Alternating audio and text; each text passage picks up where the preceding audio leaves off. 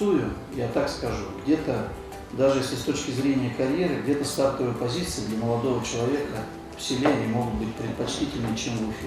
В БКПУ имени Мифтахиддина Акмуллы прошла встреча студентов с представителями администрации Илишевского района. Для любого выпускника-педагога важно трудоустроиться в системе образования. Это позволит восполнить нехватку преподавателей по математике, по английскому языку и учителей начальных классов в сельских школах. Тот год, как я выпущусь в это время, какие будут вакансии, и вот расспрошу, и хочу вернуться в родные края. В рамках встречи состоялось вручение благодарственных писем выпускникам Башгоспедуниверситета. Успехов вам. Давайте возвращайтесь. Самые хорошие места ваши.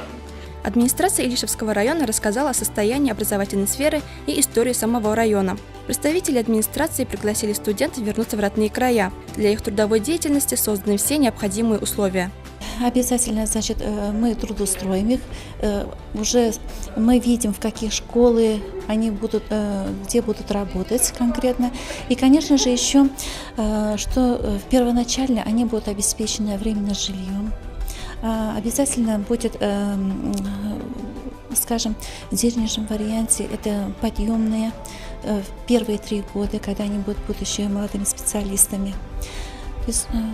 Если уже конкретно, скажем, наши выпускники создадут свои семьи, то обязательно для молодых семей у нас работает программа специальная для молодых семей. Это они в течение, первых, 5 лет могут построить свой дом.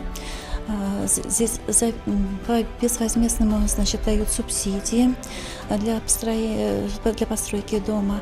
Для создания новых кадров, организации практики студентов и для проведения совместной творческой работы был заключен договор с Илишевским районом о творческом и трудовом сотрудничестве.